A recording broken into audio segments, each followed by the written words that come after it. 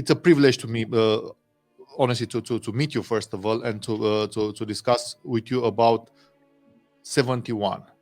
I'm wondering, let me start with a personal question, if you allow me. How old were you that time in 71? I would have been 32. 32. 32, yes. But of course, my activism went back many years before that. If you want me to mention about that, I'll talk about that too.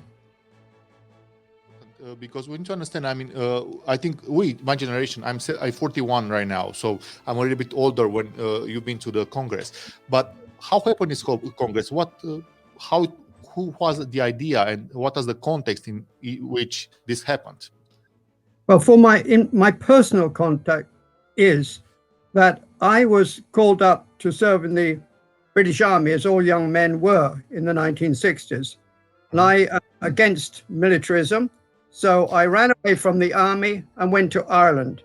I found myself with horses and wagons and taking refuge with the travellers in Ireland, and of course being myself evicted from place to place, and had no idea about being an activist in the political sense, but simply trying to survive. That's all. Day to survive. We had the police come to our camps and move us on. It was a shocking thing, but it was also a revelation to me, because my father was a lawyer and I had taken up the career of being a very junior reporter on the local paper. So life in Ireland was a big eye-opener to me. But I had the idea that we should build a school on our camp. The camp was completely unofficial, but we said, okay, let's build a school. Perhaps the authorities, that was Dublin Corporation, would take a better view of us if they saw we were trying to educate ourselves. But their answer was, in 1 week, they came at dawn with a heavy police escort with the bailiffs, and the school was knocked down. We tried to defend it by kind of Gandhi passive resistance, if you like, or active resistance. So why I mention this is because it was only because of that action that it got into the media in France, and as a result, Vaida Voivod, I'm sure you know about, Vaida Voivod, and also a little bit later, Vanko Ruda came over to our camp in Ireland, and we had great discussions. And one of those discussions was the need for a World Roma Congress, which could bring us all together, and we would not be isolated in our small camps and so vulnerable to attack by the police, but instead have a political voice. But that didn't happen for quite a while. In the meanwhile, what was the year when it happened? This was in 1964. Okay, so quite. He came over to visit me. It was about 1964. Yeah, we had just, in desperation, taken over a very big piece of land. It was about 26 acres. I'm not sure how many hectares that is, but there were about 70 families of us. I know we had nearly 100 horses there, and we had built barricades. We built a fresh school. We had proved ourselves able to defend ourselves, because a whole battalion of police came there, and I stepped out to talk to the chief of police, and I said, if you come into this camp, there will be bloodshed. There will be bloodshed. And he looked at me and he took this seriously, and he saw all the people in the camp against the fence with sticks, with stones, ready to defend themselves. Because what can you do when your home is going to be destroyed? You have to almost take up arms. Although, as you know, I'm a non-violent person, but that was the position. So I returned to England in 1966 with a mission. Now I had a mission. First it was about survival, but now I had a mission to start an organization in England, which became the Gypsy Council in 1966. We all met up in a pub, which amazingly had the first words on the door of this pub was "No gypsies." No gypsies. But I went around the back and I said, look, I want to book this hall for a human rights meeting.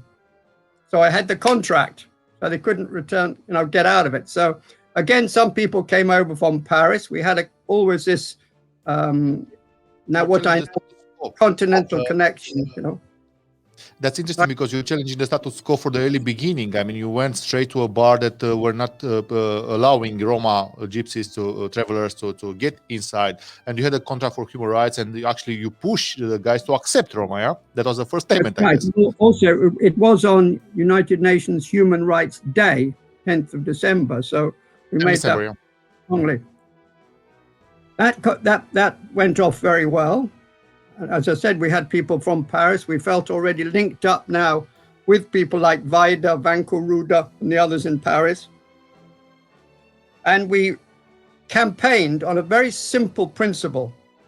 We will stop evictions. When the police, local councils come with their bulldozers, with their tractors, we will resist. And we had many a confrontation in this way. Some people, I remember one man got a broken rib. I took the wheels off my caravan. It was carted away. I could talk about it for a long time. And by taking this direct action, we got our voice heard at the ministry, and eventually something called the Caravan Sites Act was passed, which made it a law for every town to provide a legal camping place for the families of that district. And in fact, 400 such camps were built. That's all regarded as very old-fashioned now, because people don't want to live on a camp which is being run by the municipality. They want to have their own private do-it-yourself. We build our own camps nowadays, so it's very difficult to get planning permission. And indeed, just yesterday, I was notified that 11 people are facing prison, between 4 and 8 months in prison, for living off their own land if they don't buy, the next couple of days, take their caravans off that land. Where can they go? There is nowhere to go. And the government, meanwhile, has just passed fresh legislation which gives the police even further powers to move people on. I suppose, you know, in my mind, this is a kind of a very ancient conflict between traveling, nomadism, and the settled. I know this is always what you might feel in Romania. I don't know how many people are traveling still, but here in Britain and Ireland, it's a matter of those who want to travel and those who many years ago settled down. And it's a conflict, and it was a conflict that showed up in the First World Romani Congress. So basically, you started with a mission and the fact that you were personally attacked, your family, your community. And then this gathering in London that in '66 that you're preparing for further to develop a political movement, because your ideas were different from the beginning when you started as a, let's say, victim of the system, you know, being pushed always away. And what happened after that? How you came to 71 meeting? Well, we had a couple of meetings in Paris. I went over to Paris. We had meetings of the Comité International Cigan at that time. And I also went to Czechoslovakia in 1968. I traveled quite a bit in the Balkans, in Yugoslavia, since the age of 13. And I'd been in Turkey. But anyway, I was in Czechoslovakia in 1968, meeting with Dr. Jan Cibula and Anton Fatsuna. And they already were planning, despite the communist regime of the time, it was not too helpful, to start fresh unions in Czechoslovakia. And they said, yes, we will come to the Congress if it's possible to run one. And I told them that we were discussing in Paris to have such a Congress in the Palace of UNESCO, which would be very prestigious. But it wasn't possible to do that. So when I returned, well, you know, UNESCO is a very big institution, and we didn't have so much voice at that time. We didn't carry enough weight to persuade them that even gypsies could have a meeting in the Palace of UNESCO. We didn't convince them of that. So I returned to London, and we had a couple of meetings of our Gypsy Council. And we said, we will host it. We will do it in London. Come on, let's do it. And if you see behind me this big house, that was a school called Cannock House School. And one of the people working there, Brian Raywood, was himself a traveler. And he persuaded the headmaster, Mr. Baker, to give us this school very generously. Let us have the school, the dormitories, the library, everything you want. It was a holiday time. You can use it. And the delegates can come here, sleep in the dormitories, have their meetings. And this gave us the opportunity. This was the opportunity that came about. And what we wanted to do, of course, was to break the barriers that then existed between Eastern and Western Europe. The idea that there was an iron curtain, the idea that you could not travel across those borders, to bring people together. That was the idea of it. We had no particular agenda to start with. Go ahead. Well, we had no agenda, but we had a kind of, if you like, a white piece of paper. It was a blank sheet of paper. We could do anything we wanted to do. And I say to people, you give us great credit and this Congress has become a legend. But for us, it wasn't so difficult to do things that had never yet been done. And the first one, as you'll see, the Romani flag. But we bow to you in Romania because the blue and green flag, as we understand it, originated in Romania at least as early as 1934 and probably many years before that. In fact, I hope that soon you will have a celebration of 100 years of the Romani flag soon. What we did was to put the red wheel on top. And that was done as a kind of symbol, both of traveling, but it was also the Ashok chakra, which gave us the connection with India. Because we had a secretary from the Indian embassy in London with us, and he guided us towards the idea of the red wheel embossed on the flag. And then, being a person who believes in direct action and protest, we took a bus up to Birmingham, where tragically 3 children had been burned to death sometime before, because their caravans were pulled out on the road and one caravan caught fire.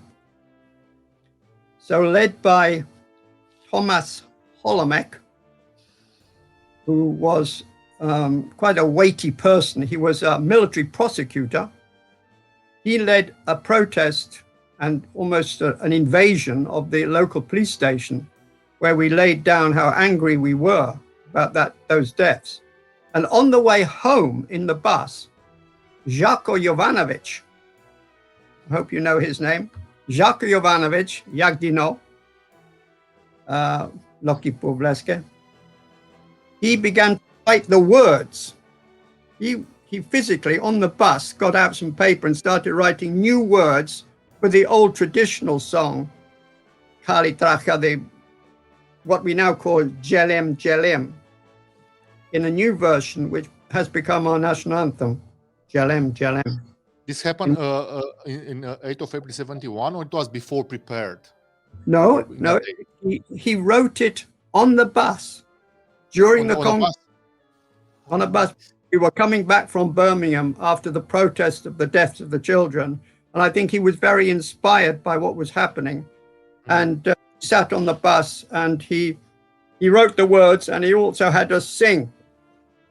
And of course, in the words there is also that's the reason why probably our anthem is so sad, because it has a sense of strong emotions, and there are sad in it about our way of living and the fact that we are kicked off by others, Kalilegia and other things that are there mentioned. And that's why interesting the context when this was wrote in the bus, seeing and actually facing this death of 3 children because they were traveling with a caravan. That's something that I didn't know, and I think for our students and for our fellow Roma activists is something important, this story. So please go ahead. You had the flag, you had the anthem that was developed in this way.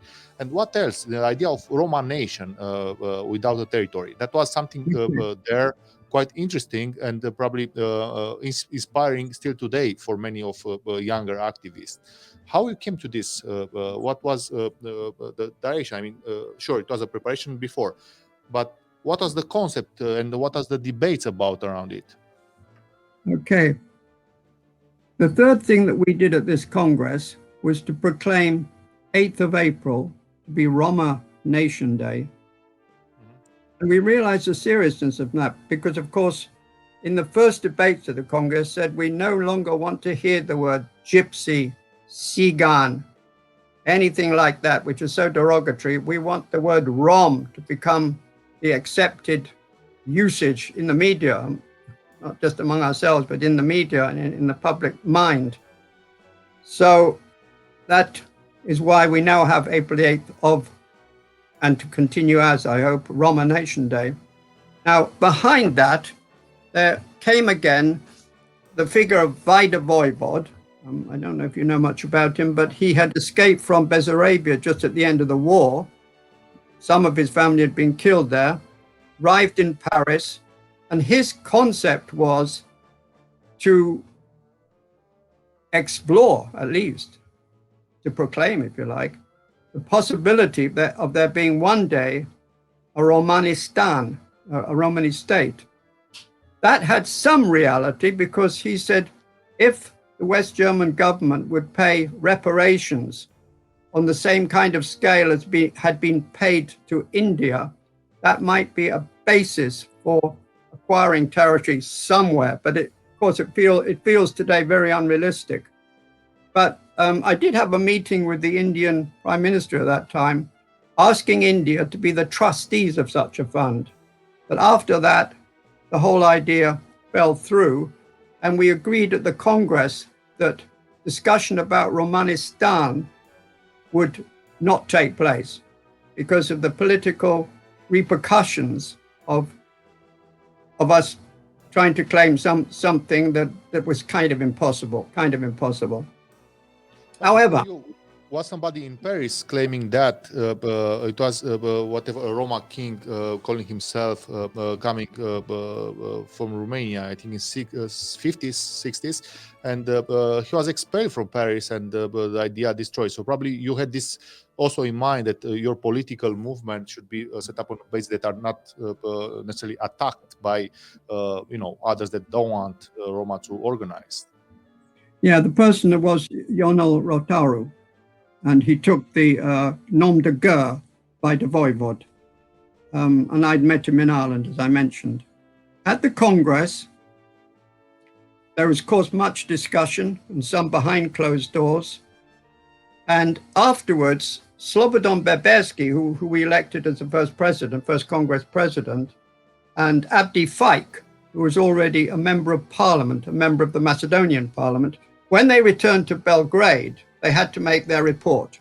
And in their reports said, we have not discussed Romanistan, but believe me, in the heart of every Rom, wherever a Romney is living, that is a little part of Romanistan. So the idea will never die because it's in our hearts and in the places wherever we happen to live, in whichever country, in whichever village or town. So that's the way they put it. Now, importantly, they also campaigned in Yugoslavia to raise the status of Roma politically. I went to live in Yugoslavia directly after the Congress, and what our political work involved was getting status from ethnic group up to, in Yugoslav terms, narodnost, nationality. And by about 1974-75, that was successful. So today, it kind of, well, I can say it honestly, I'm not happy about it because we seem to be going backwards, because we see from the EU that we are referred to as minority as an ethnicity. We have an international Roma Day. What happened to Roma National Day? What happened to our status as nationality? What happened to our inspiration to emerge today as Roma nation? A nation, yes, without territory, without borders, because I believe that's a perfectly good and progressive aim to have, because in our present day politics, everybody around the world, ordinary people, want to do away with borders.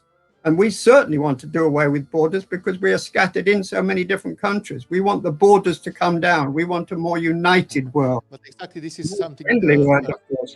It's an argument for people, even scholars, that are talking about the Roma nation, that this is a vague concept. It is not possible because Roma are talking so many languages, dialects. Roma are so diverse, and so on. So this argument somehow are used by the people that say that you cannot be a nation. And the idea to revise the concept of a nation was something extraordinary in the 71. How do you feel that this happened after that? I mean, what is the effect of the 71 declaration on the Roma non-territorial nation? Do you see today some changes, evolutions in this regard? How do you see it being there in 71? Well, nobody can. First of all, when we had the Congress in 1971, there are only about 12 Romani organizations around Europe, and at least 10 of them attended that Congress. I think that there was the Sigeuner Mission in Germany and the Pan-Romani Association in Athens. They got missed out. Now today, there are hundreds, perhaps 1,000 organizations, but unfortunately this seems to have fragmented us rather than bring us together. So my hope is, and I'm 82 years old now, and this was my last effort perhaps, I hope that the Jubilee Congress, which will be a different kind of Congress. It will not be in the old way, we check out who's allowed to come, who can't come. The Congress is totally open. It's also a stretched Congress. It will be over a period of a month. And all you have to do is to go to the website romanistan.com and look at what you would like to do, how you would like to join in, and you will be free to do so. And I hope that by bringing people together in this very free way and able to discuss the many problems that we have and what we need to do, how we can get together and have a stronger voice, will emerge some kind of new structure. It might be just a coalition. In fact, already we have a kind of a coalition coming together through the feelings of the celebration of the Jubilee. And I hope in that way we can take a great step forward politically. What I saw, and you're asking me, what have we done up until now? Yes, we have established the word Roma. It is the word used in the media, but by goodness, if you look at the British press, the word Roma is almost now as bad as the word gypsy, because they are saying all the Roma migrants will have to leave this country. That's 100,000, 200,000 people because of Brexit. There's going to be mass deportations of Roma. So maybe they could kick us around as gypsies, but now they have a law that they can deport us as Roma. So we have still not succeeded in achieving what we wanted to achieve in the First World Romani Congress. But I would say to the young people today, it's in your hands, this younger generation. So don't ask, have your thoughts, have your wishes. Don't ask for 50% or seek 50%. Seek 100% of what is in your heart. And that is respect for the Roma nation, first of all. Well, that's a very strong message to our young people, and probably also younger generation of activists, because I think it's important to feel that the mutual direction and goal, no matter where we are and what we do as working, as engaging in the activists. Moreover, I would like to ask you, what happened after the first Congress? There were other congresses as well organized, but I'm wondering, because that's a key element for our identity as a nation. The first Roma Congress, because you set up the date, 8th of April, you set up the flag and add the wheel, and also the anthem was, as you just told us, written on a bus after seeing a case of kids murdered by fire. So this vibe also created something immediately after. There were governments coming to you, asking you, trying to invite you to dialogue, or it was just a Roma step forward for the next congresses? Yeah, we had a number of important congresses. The second congress went very well. That was in Geneva, 1978. We were able to get the first resolution through the Human Rights Commission. It was not a very strong resolution, but it did say that the Roma had rights, cultural rights. That's what it was.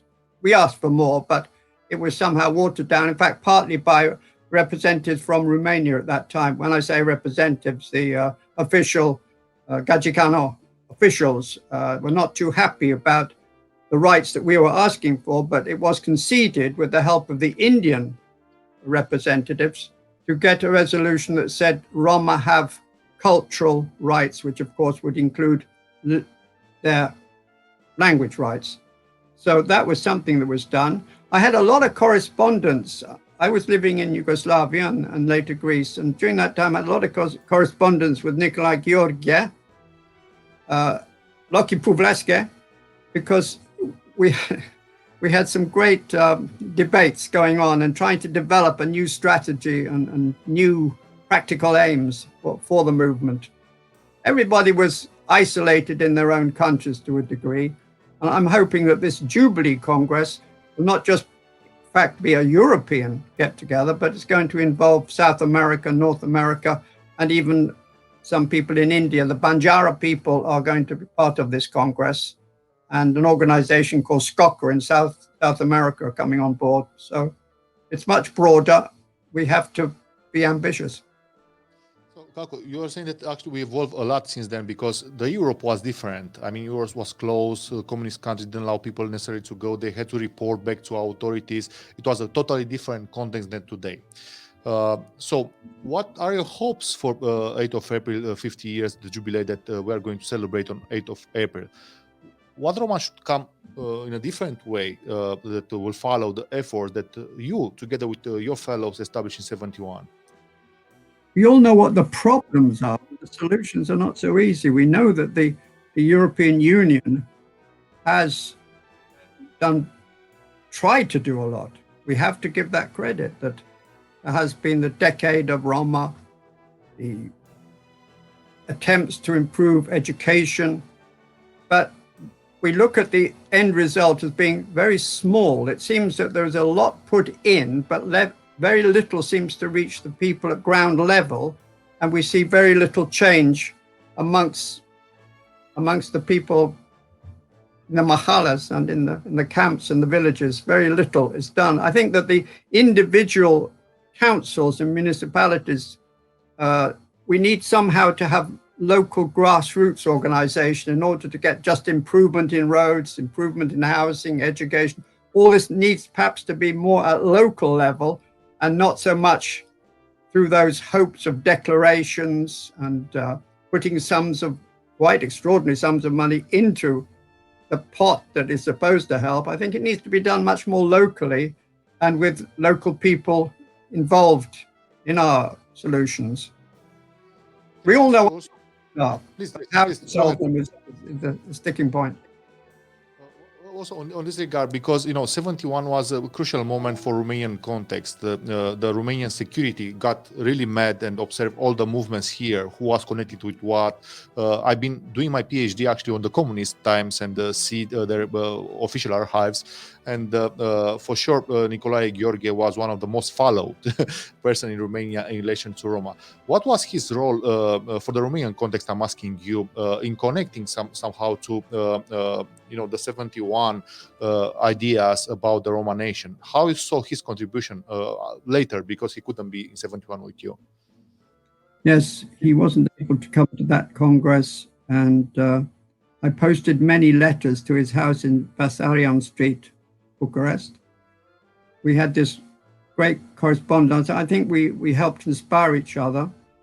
And eventually, of course, he took part in, he went to Poland, didn't he? He was working in the OSCE in Poland and had ideas that he was hoping to influence governments on international scale. So his ideas are still there. We still have much to follow through his ideas. What practically was achieved at that time, it's hard to say. It's hard to say. But of course, keeping the spirit of expectation and hope alive, that was the most important thing. And I feel as if I'm talking to students today through this interview, it is down to them now to not to look backwards, although I hope they have some inspiration from what was done in the past, but to look to their own communities. Every one of them will have a community. I know some are from Bulgaria, some from Romania and so on, to look at their own community and see what they can do locally to organize and to get improvements and make demands and hopefully make progress that way. Thank you very much for the discussion, Kako. It's very, very important to us. Let's say younger, and I'm sorry to position like this and group ourselves, but I think what you carry on is this extraordinary experience and events that actually created somehow what we are today. Because your ideas for us, it's given. We just taken them because they were here when we born. Start evolving as activists, and we probably some of us doesn't value anymore the fact that you couldn't in 71 gathering, because it was another really a free world. You couldn't communicate about what you feel because you're afraid about violence of police, politicians, states, and so on. Today it's a different context, and I hope that this discussion is really inspiring for our students and activists to look in their communities and to change something. Whatever to be a change in a positive manner that will contribute to the concept that you've been developed in 71, the Roma nation without territory, because you're mentioning that our nation is here, yes, everywhere.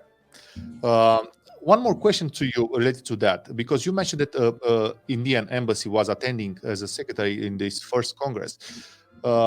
What happened after that with let's say Roma and Indian relationship? Because this relationship that is historical, we have Indian origins. It was proved through our language and analysis that we have strong connection with that. But however, we don't see today in Europe any let's say strong cooperation between India and Roma. Why that? What are the reasons? The first step was by Mr. W.R. Rishi, and he came from, as I said, from the Indian High Commission in London, but he came only as a private person. He didn't come officially. He was not sent. Some people mistakenly believe that the Indian embassy in London helped the Congress. It did not. Only Mr. Rishi came individually with his own feelings. And what he managed to do about 10 years later, a little bit longer than that, he organized in his hometown Chandigarh the first Roma festival. And to that festival, to the part that took place in New Delhi, came Mrs. Indira Gandhi, Prime Minister of India. And she made a beautiful statement at that time. She said, the Roma are the people, the children of India. But that was pretty much the highlight of our contact with India. Unfortunately, as we know, Mrs. Gandhi was assassinated. Politics have changed in India. I think that today the Indian government is always a little bit afraid to cause offense by supporting us. But nevertheless, there is a move at the moment. What the political hope is at the moment is that the Indian government would recognize Roma as part of the historical Indian diaspora. And that would give us some little bit more official claim for that Indian heritage and that Indian connection. However, 1,000 years has passed. Roma have protected language and culture and everything else that goes in our culture, the music and the crafts and so on. So all that is our own richness, and it is the richness of a Roma nation, which is separate from India, but looks back fondly to roots in India. So thank you very much, Kako. It is very inspiring to discuss with you always. I know that your time is limited because you are preparing the 8th of April very intensively, and that's excellent that you will be there and talk in this, probably more detail about 8th of April 71. For us, just to give you this message, probably it's important that you hear that, and for sure you know that. For us, youngest Roma activists, that's a reference date. We know the history of it. Sure, we don't know the details that are very important, and like the story with the bus. Probably there are many other stories that happen there internally in this Congress. But the fact that you start there, we own you that today we can actually do political activism on our side according to the current times in a different context. And my last question to you, sure, you don't have too much facts to think about, but what will be your idea that we need to celebrate after 50 years, so at 100 years from 71? What we should celebrate then? Because probably we won't be, you and I won't be there, but next generation after us. In another 50 years, did you? Sorry? To say again, your question was, what do we celebrate now, or what we celebrate again in 50 years? 100 years. In 100 years, goodness me. I don't know, but one of the great gifts that's come to us, of course, is the technology to connect so well, like we're connecting right now, and we're able to connect around the world in a way that was, of course, impossible at earlier times. And because of that impossibility, we became very separated from each other. Even today, we struggle to make a real effective connection between the Roma of Balkan countries and the Roma of the Iberian Peninsula, Spain and Portugal. And one thing we hope to do with this Jubilee Congress is to bring those all of us together in that way, with one thought and one aim. In 100 years' time, well, I shan't see it, but if this Jubilee goes well, I can say I will die happy. I will die happy. Thank you, Kako, and I wish you good health, and hopefully we can talk personally in next years. And I really wish you good health and good luck with the events. We will be there to watch it, and I will invite all my colleagues, activists, students, politicians that are related to Roma to watch this, because it's a historical moment. And thank you for creating that in 71. Nice to meet you. Te blesa.